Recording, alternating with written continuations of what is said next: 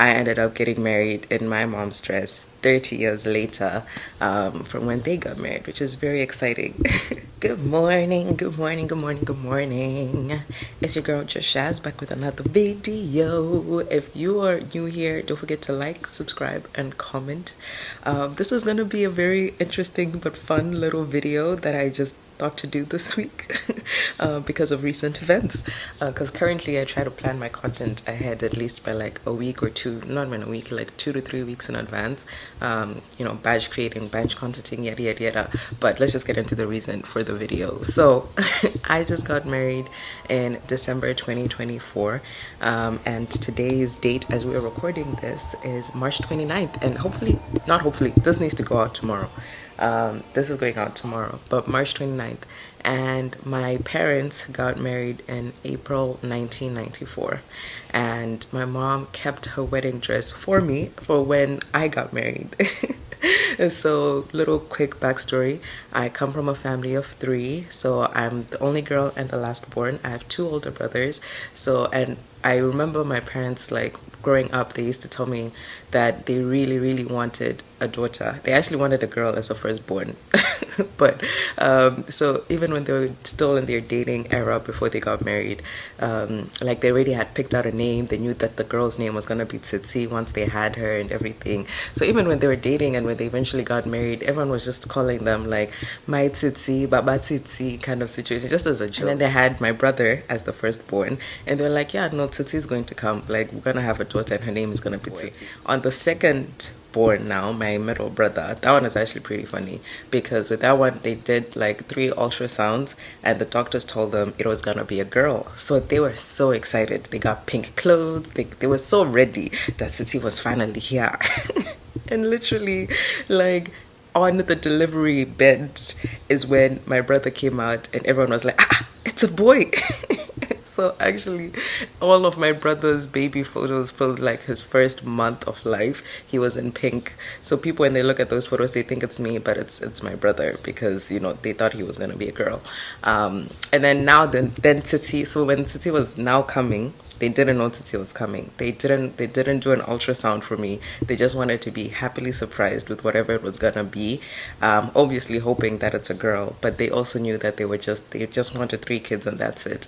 So for this one, they didn't do an ultrasound, and they're like, Lord, whatever you bless us with, that's what we're gonna accept. This is our last baby. And then they bought yellow and green, neutral colors, and then eventually Titi came. So I was born in 1999 and my parents got married in 1994. So since they got married, my mom was still keeping the dress, just saying when my daughter is born and gets married, like, she's gonna wear this dress.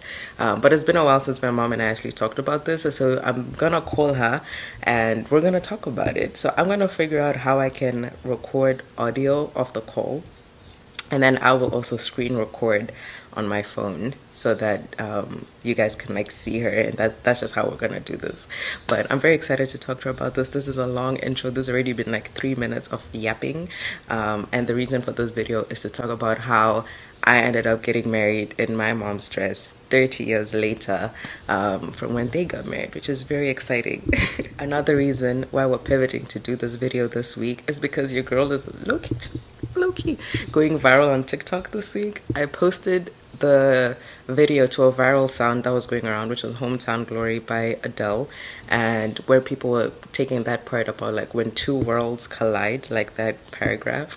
So I posted the 2 worlds being like when my mom and my dad at their wedding in 1994, and then the next image was my dad walking me down the aisle and my mom's wedding dress at my wedding 30 years later in 2024. And it literally, like, when I tell you it did nothing for the first 3 days, I still don't understand TikTok algorithms. It did nothing. When I tell you nothing, like, usually, because my TikTok is still new, like, I think before I posted it, I had about 170 followers, maybe even less, like probably 150 or something, because I was really posting on TikTok. So I posted it, and then for like the first 3, 4, if not 4 days, it would literally just like flatlined at 700 views or something. I was like, whatever, this is just my normal views when it comes to my TikTok, and thought nothing of it. Then I went to bed, and then the next day I woke up to 16,000 views on the story, and I was like, wait, what? And this is at like 9 a.m. I'm totally going, oh my goodness, this is crazy. Not even thinking that it's going to get any further than that. 16,000 views.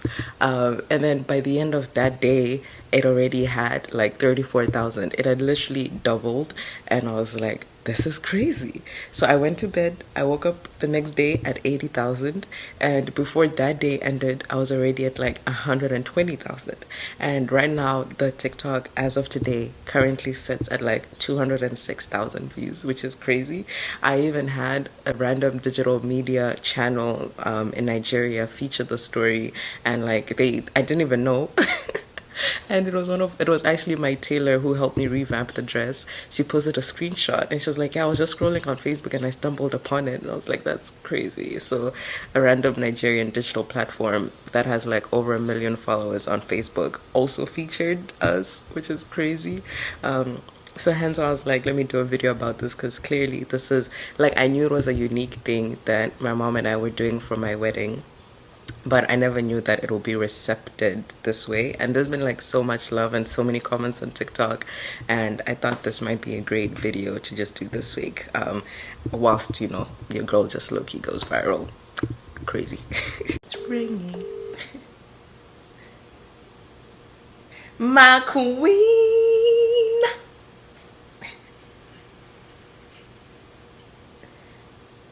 I cannot hear you.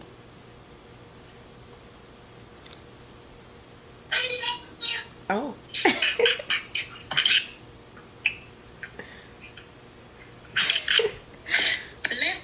Left, right. There you go. Yeah. Hi. There we go. There we go. Hi, mommy. How are you? I'm good. How are you? Talking about cooking that dinner 20 minutes. Mama, Ripiko. From my next door. Aww. So I thought I'm going home to rest a little bit. I'll see you around 6 and I'm preparing dinner. Okay. So now we are, and I ate some orange and I was about to go upstairs and take a nap. Oh, okay. Now I'm gonna feel bad for roping you into a call if you wanna take a nap. Nah. Taking tea is always fun. Oh. Yeah. What did you think of my little monologue? It was nice. And the way you were now talking over it, it made it a lot of sense. Mm-hmm. Yeah. And Yeah. inside, I was pleasantly surprised that you would want to go back because you yeah. So I am not off my retirement. I told you guys, I'm going to retire. Yes, you did. It was after your trip home with your sisters. But after that's all, at least one of the kids may come home, and then now Musa is also beginning to talk of English Canada. So I will have 2 children with me there. We are chatting and Lady Diana because my dress was inspired by Lady Diana. By Princess Diana. July 29, 1981. 81. Yes, 81. Prince Charles and Lady Diana Spencer. Yeah. Yeah, I'm trying to look at the images now to see if your inspo was on point. No, it wasn't to imitate a hair. You see the tail. The long tail. No, not to imitate, but to like that's where the idea of the long tail and the puffy shoulders. The long tail. There you go. And then the puffy dress. Look on my long sleeves. It was. It was. Now you did well. Look at you. Everyone has been saying, wow, your mom had taste. How did she know to make such a timeless dress? How did she know to have such a timeless design that it would look good all these years later? Look at, you don't know my queen.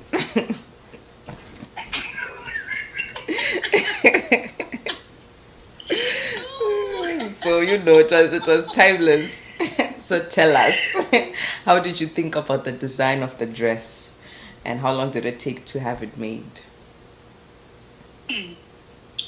So to start with, I've always wanted my own dress Mm-hmm. and not a bought dress. I've always wanted something designed for my own.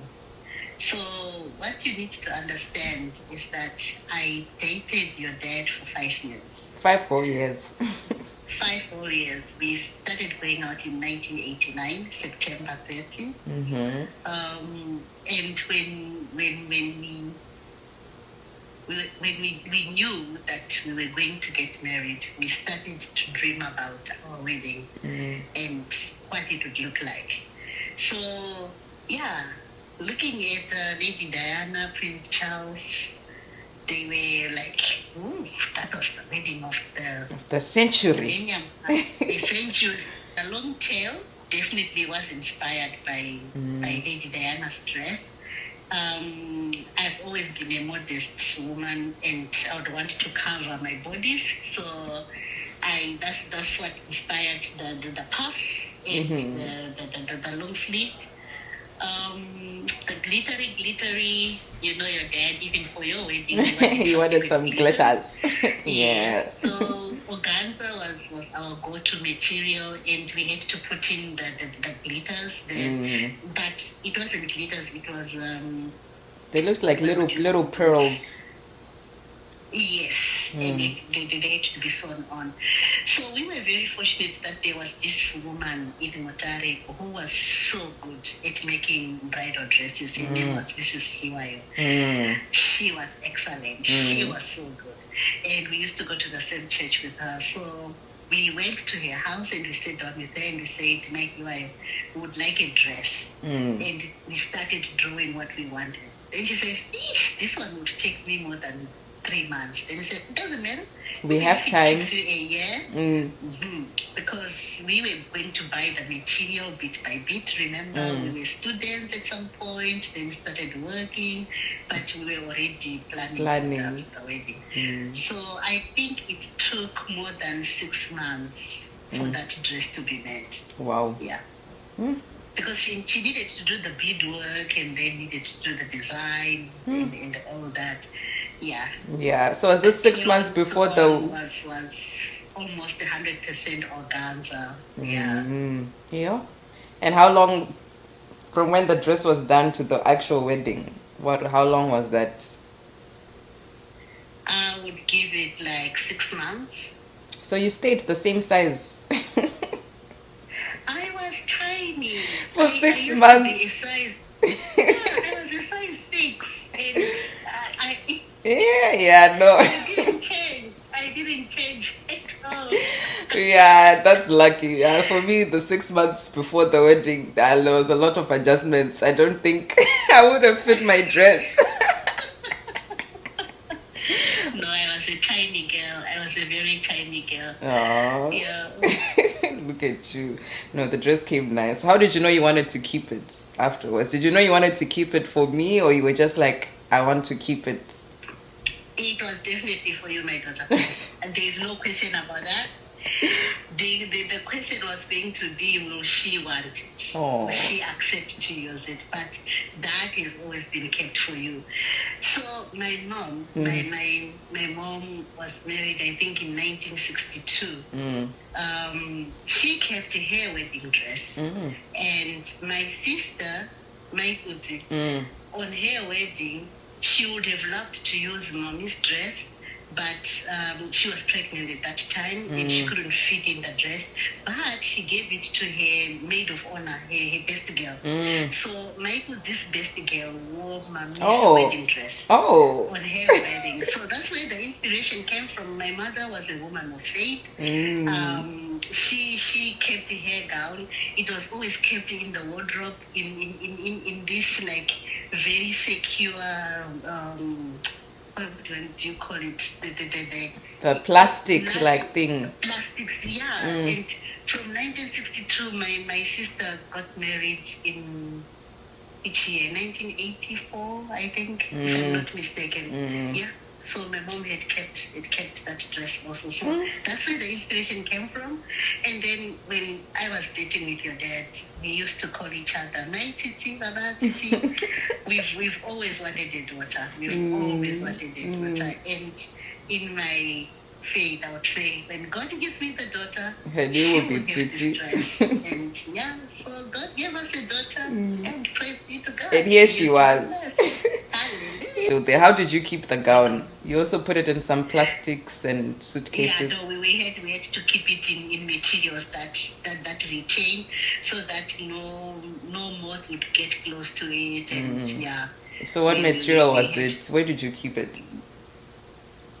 In the house? We would have it in the house. But was it in a plastic or it was just in the suitcase? It was in a suitcase. Yes, in a plastic. Yeah, you have to be careful though. It's not like regular plastic. I'm trying to remember the name of it. When we gave it to you, when it was coming, when we sent it to our, the thing it was in, that sachet, like the suit protecting materials that you put. Because with organza, and if you're not careful, they will discolor. Yeah, like the metal parts. On the bodies, yeah, it was beginning to discolor a little bit, and you changed some of that pieces.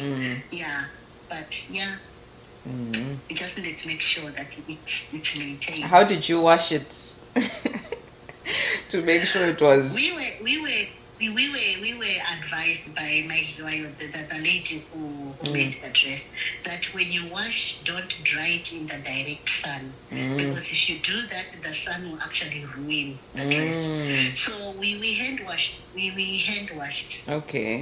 Every little detail, washing it by hand, and then put it on a hanger and in a airy place, but not in direct sun. But that's the beauty of Africa as well. You put it in the veranda there, it can dry. Even to expose it in the sun. In the sun. Yeah. Yeah. No. And I don't remember when you told me about the dress, about me wearing the dress. I just remember growing up that it was just something you wanted, that we were good at. But I don't remember when you told me that, I kept my dress for you. I don't know if you remember. I've been keeping a lot of things. Do you remember when we were in Eswatini and I had kept my first suit, the first suit that I bought when I started working? And what was it again? What was another? I kept about 3 very special dresses. The dress that I wore for my graduation. You remember? Yeah. And I gave them to you, and hey, mommy, I don't make clothes. I kept one. I'll only wear your blouse. No, but I kept the skirt. I don't fit it anymore. But I kept it. Come on. I'll even put a photo of when I wore the skirt. You said your first skirt for work. I wore that one. Oh yeah, my first suit that I bought with my own money when I started working. The suit that I wore for my graduation. That brown one. Yeah. When I got my first degree. And you'd see, even at that stage, I was still a size 6. I was tiny. Yeah. I was very tiny. Very. So I would keep certain things sentimental. Say, hey, when I get a daughter, my daughter would wear this. I would keep this for my daughter. And I'll keep them at the bottom of my suitcase. Keep them. So I've always been wanting to keep sentimental stuff for my daughter. So. Yeah. That's where we get the sentimentals. Exactly. Yeah, I wish we had done, like on the wedding, I wish we had done a first look for when you were like recording you and Didi seeing me in the dress for the first time. But yeah, it's something that the day was crazy. The reaction. Yeah, the reaction was crazy. Yeah, but how was it seeing me in the dress? Well, you helped me put it on, but the moment for you. Beautiful. Yeah. It was beautiful. Yeah. Yeah, when your heart is contented, when you look up in the sky and you say, "There's a God in heaven." Thank you, Lord. No. Yeah. It was nice, and it was even more beautiful seeing you walking down the aisle with your dad. Yeah. Oh, that brought tears into my eyes. It was a full circle moment. I'd taken your position. Exactly. Yeah. No, that was nice. No. Thank you for taking that risk. Thank Aw, you. of course. Yeah. It was never even a thought. I knew I wanted it. I just don't know when I knew. But yeah, it was always something we talked Uh, about. So yeah, it was cute. It came out nice. Thank you. Yeah.